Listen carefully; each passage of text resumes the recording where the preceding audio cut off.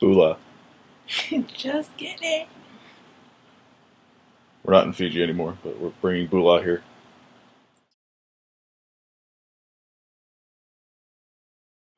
Today we're actually teaching a class in Marriage 101. And the first lesson is taking interest in your partner's interest.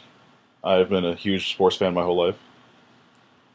And as you may know, WrestleMania 32 was about last week, so we're going to do a little recap. This was her first one. She watched it with me. Yes, so he likes wrestling, WWE. He told me about it. Well, he always talks about it. And to ease me into it, he had me watch Total Divas. And then now I'm watching WWE with him. We're going to go through match by match, and you're going to get the expert opinion and the newbie opinion. The very first three I didn't see. They were on the pre-show, and only losers like myself watched the pre-show. So the first match was Kalisto and Ryback for the U.S. title. And that started at about 3 in the morning. Personally, I thought Kalisto should have had the ladder match. And I don't like how after he took the belt from Cena, they're burying him and he's on the pre-show at 2:30 with no one in the stands. So yeah, I thought that was lame. And the match was very uneventful. It was a shame that they put Kalisto, who's like one of the biggest faces they have now, in front of the crowd when there was no one there yet. They're all outside baking in the sun trying to get in. Dudley Boys and the Usos. I like the Usos. Well, I like Trin and John, just from Total Divas, their relationship. Yeah, we don't need to talk about that match. Team Bad versus Team Blonde. We're on the Team Bad and Team Blonde. Team Bad and Blonde versus the Total Divas. Which it was what it needed to be. It was Lana's debut, but she didn't do anything. Even Marie called up for some reason. She didn't do much. This was basically just an ode to Brie Bella to send her off, which was cool. So it was nice to see her get the win. Did Brie Bella? We watched 7-man ladder match for the Intercontinental title. Okay. So I have some notes on this.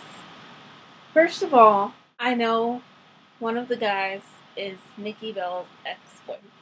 Dolph Ziggler.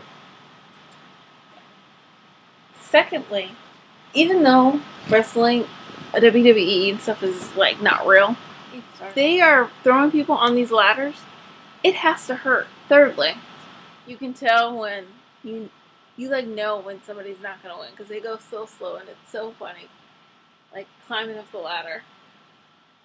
She doesn't really understand kayfabe yet. But that's all part of it. Just climbing the ladder really slow. Oh yeah. He did tell me what a jobber is. And that was that one guy who the jobber actually won. Zack Ryder. Zack Ryder. He won this in WrestleMania, but he lost it. Yeah, I kind of expected that. He lost on Raw the next day. They gave him his moment. Because I had my predictions laid out for this whole card, and I got most of them wrong. It seemed like Kevin Owens was going to retain. That seemed like the move. Still, I thought this was the match for Kalisto. Give him the ladder match. Let Owens and Zayn have their battle. I don't know any of those people. So there were some cool spots. Sami Zayn had a couple good moves, and then Sin Cara off the top of the ladder onto the other ladder. There's definitely some good moves. And you can, that stuff hurts. Even though they broke a ladder in part of it. They did break a ladder. The guy went through a ladder outside the ring. Yeah, cool for Zack Ryder. Jobber won. Oh, and for those of you who don't know what a jobber is, look at me, help me out. It's basically when you're there to make the other person look good. Enhancement talent. Match number 2, Chris Jericho, AJ Styles. Yeah, there was a part they were pulling each other's hair, like catfighting. And then Jericho was just like, shut it. He's a heel. Well, the crowd keeps making fun of him. They want him to put on a shirt since he's gained a few pounds. In his older age. So he's just like, shut it. You just hear him, shut it. I wasn't as excited as I should have been for this match, but it turned out this was arguably the match of the night. I couldn't believe Jericho kicked out of the Styles Clash. And then I also, I didn't see any reason for Jericho to win, but they cleared that up the next night. Now that AJ is facing the champ at the next pay-per-view, so that was a great match. One thing about the match I learned, to those of you who are new to WWE, I have you hold, if grab the rope, they have to let go. So what is that? What is that term? And they do submissions like when they choke them out. You grab the rope, and then they have to break the hold. Gotcha. So 2 matches in, it's already learning. Match 3, New Day, League of Nations. Bootios. Is this it? Yes. Bootios. Everybody loves the bootios. They make sure you ain't booty. Bootios. But they came out with bootios. And I thought they would come out on unicorns, honestly. one guy plays the trombone, next has a PhD. Thought it was a good match. It wasn't great. I didn't even realize until the next day that it wasn't a match for the tag team titles because New Day came out on Raw with the titles. So that wasn't too clear to me. Great part of this match is Steve Austin coming out with Shawn Michaels afterwards. Is that the guys from... And Mick Foley with Sacco. Yeah, the guy with the beard. Oh, yeah. And I always think, so this guy chugs beer. So he gets on the ring at the end, after he wins, he just chugs a bunch of beer. And they keep throwing him, he keeps chugging it. Who's cleaning off the mat, the wrestling mat? It's a valid question. And how much do they get paid? You drank at least 20 beers. Yeah, just... And then they throw him. The word of this match was pop. Obviously, when Steve Austin, beginning of his entrance, is the glass breaking and the crowd explodes. That's the pop. So that was the word of the match for her. Match 4, Brock Lesnar, Dean Ambrose. Biggest letdown of the night. This was the no-holds-barred street fight. You remember this one with all the chairs he threw in the ring. Punching him in the nuts. It was like, it's illegal to put somebody in the nuts. He gets punched in the nuts every match because he's the beast and that's the only way to beat him. I was disappointed because in the weeks leading up to it, everybody kept giving him weapons. So Dean Ambrose had a chainsaw, and he breaks it out. Didn't start. Fire extinguisher was fine. He had the spike bat. Didn't do anything with that either. It was a letdown. I'm sure one of the matches had to go short, so this whole card didn't last for 3 days. But that was not the one to last for like 8 or 10 minutes. They should have let them keep going. They should have let Ambrose kick out of an F5. I was disappointed with that match. Championship, no longer. Don't say Divas. They're not Divas anymore. So Total Divas is misleading. Are they going to change the name of the show? Total Women's not that catchy. So yeah, I love Charlotte's entrance. I thought Becky Lynch actually stole the show. She was rooting for her because, obviously, I think that was the longest women's match they've ever had, especially at WrestleMania. That was a really good match, actually. Like, wait, no, Charlotte, Becky, and who else? Sasha. Sasha. And they're fighting, blah, blah, and the only reason Charlotte wins is because her dad helps her out. This old man. I'm not a Ric Flair guy. Her moonsault off the top rope to the outside of the ring was easily top 2 moves of the night. Usually they don't let the women do that, so that was a lot of fun. It was crazy, like, he was even saying, no, they're not going to do it. When she was about to flip and do that move. I thought Charlotte winning was the right move. She was doing a good job. It's maybe Sasha will take the title probably at SummerSlam or so. Becky, I'm still rooting for Becky. Shane McMahon versus The Undertaker. Oh, was that the main event? Should have been. That was intense. It wasn't the main event. Oh, it wasn't the main event. It was. Shane McMahon gets to take over Monday Night Raw if he wins. And also Undertaker is done with WrestleMania if he loses. And neither of those things happened, sadly. Okay, The Undertaker, for those of you new to WWE, he is like this creepy guy. He has like black eyeliner, black dark spots. His entrance is ridiculous. I would just type in Undertaker entrance in YouTube, and you see how ridiculous it is. He wanted to do it for our wedding. I really did. It's hard to explain the greatness of The Undertaker to someone who doesn't know who he is. Yeah. And how much he means to wrestling. And just how ridiculous he is and his gimmick. How do you explain it? He's like a half-dead man. Half guy. They keep killing him. He keeps coming back. The biggest part of this match is Shane McMahon climbs up to the top, and The Undertaker is laying on one of the announcing tables, because they always have to break the announcing table. And then he jumps. Like, first of all, that's scary. He jumps on there, and then The Undertaker moves before he breaks the table and falls. But it's a far jump. It's like 20, 25 feet, they said. That was like the biggest... That was a huge thing for WrestleMania. The real winner of the night, the German announce table. I was explaining to her, obviously the Spanish announce table always gets broken. And then once they have a third announce table, that table's done. Somehow the German table survived, the Spanish table broke, and the American table broke. Like, if you truly try to be interested in, like, your partners or, like, your friends, like, things that they like, you can find things that are, like, really interesting to you. Well, I would say one of the coolest things in life is, like, hearing somebody talk about something they like. Just engaging in someone's passions, even if you know nothing about it. Part 2 to this series is probably going to be her making me do, like, ballroom dancing. Like, and it's cool to watch him, like, actually like this. Like, really into it. When we were in Fiji, he saw somebody with a WWE shirt, and, like... Of all people, it was a Ryback shirt. I've never seen anyone in America with a Ryback shirt. They were both in good shape. That made for a good match. And it was more of a spot fest than anything. Obviously, Shane jumping off the top rope to kick the trash can. That's always fun.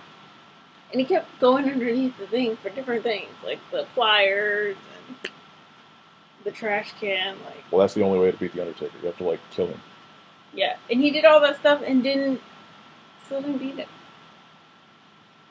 Feel bad. But the other problem was the Dean Ambrose-Brock Lesnar match was the street fight, and they never once left the ring. Brock Lesnar didn't use one weapon. But here's Shane McMahon breaking out pliers and jumping off the cell. They left the ring.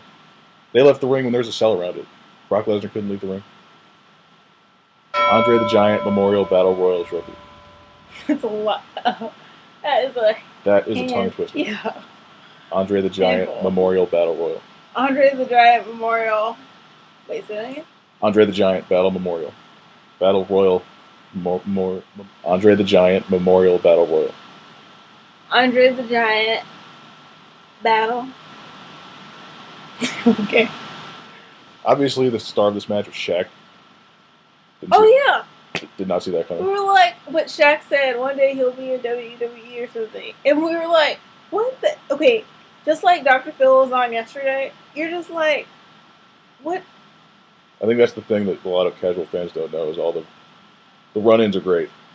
Not just the legends, but when, like, celebrities run in. It's like, oh, Dr. Phil's on Raw this week. Oh, look, Shaq's in the match. Yeah, Shaq was in the match, and him and what was the other guy who was like Big Show. Big Show? They were like they've had previous beef. Shaq's been on Raw before, and they both like choked each other. Yeah, but okay, so that whole match was based on like you get disqualified if you get thrown over the rope. So basically, they were all just trying to throw each other over the rope. So they were all jobbers in there. They look like little crickets. I think that match was just to kill time. And because the arenas had to crescendo down after Shane McMahon jumping off the cell, they had to tone it down with some jobbers. But it was cool Baron Corbin won in his debut. I thought Kane was going to win. I figured he's 100 years old. Throw him a bone. But it was cool to see the NXT guy get the victory. Right. I think she forgot he was going to show up. I forgot. We all love The Rock, but all his appearances now are like 45 minutes as long. He didn't need to get a flamethrower and light that thing on fire. Yeah, they were like the announcers. What is that? It's just a bit much. I thought it was. We both thought it was a T-shirt, like to the crowd. Why couldn't they let Dean Ambrose have the flamethrower so he could light Brock Lesnar on fire? You're really going back to that match a lot. I had high hopes for that match. They should have killed each other. They should have bled, and then things got fun because my personal favorite, Bray Wyatt, came out with his family. Minus Luke Harper, who's injured. Oh, that's the guy who is good on the mic. I actually showed her the clip the other day on YouTube of when Bray Wyatt was having his feud with Cena, and he brought out all those kids and sang. Funny. He's got the whole world in his hands to him. It's creepy. They have all these kids. See, he's got the whole world in his hands, and they're just coming out. And they say that for a long time, and then Cena's just blown. Hello, Mr. Rock. You know, Put John Cena in the Rock. it was cool though. That never happens. I was actually surprised Bray Wyatt took a bump. I thought he was injured. That's why they didn't give him a match. Last 2 WrestleManias, he fights John Cena, he fights The Undertaker, and now he's not fighting anyone. And that brings us to the championship. Roman Reigns, Triple H. Is that his sign? That's what he does before he does the Superman punch. He punches the floor.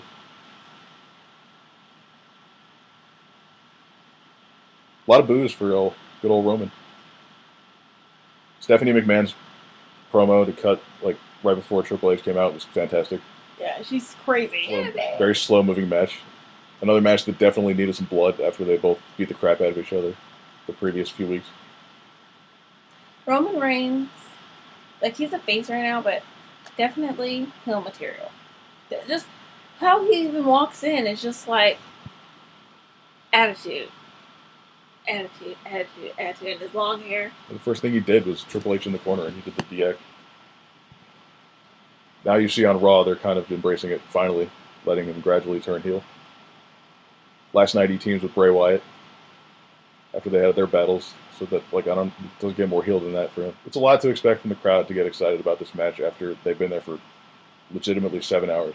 And now you give them a guy that they are really just not happy with right now, Roman Reigns. And they went with the most obvious decision ever to end it. I was begging for a Seth Rollins run, and I thought this was time. I don't know if he can walk yet, but I was praying for that. But I thought Roman winning clean was just not the right move. They could have done a double turn. They could have done something to spice it up, to get the crowd back in it after 7 hours. But we went with the most obvious decision possible. Spearing Stephanie McMahon was the highlight of the match. I did not expect that. Oh yeah, he was like, "What?" And I turned away during that time, and then he replayed it. Like, guys usually don't hit the girls. So overall, I thought it was a great show. I was disappointed, obviously, with Dean Ambrose and Brock Lesnar. I love the ladder match. I love Jericho Styles. The Triple Threat Divas match, that was great. Divas match was good. Shane McMahon killed it. Would have liked to see more Kalisto and Ryback.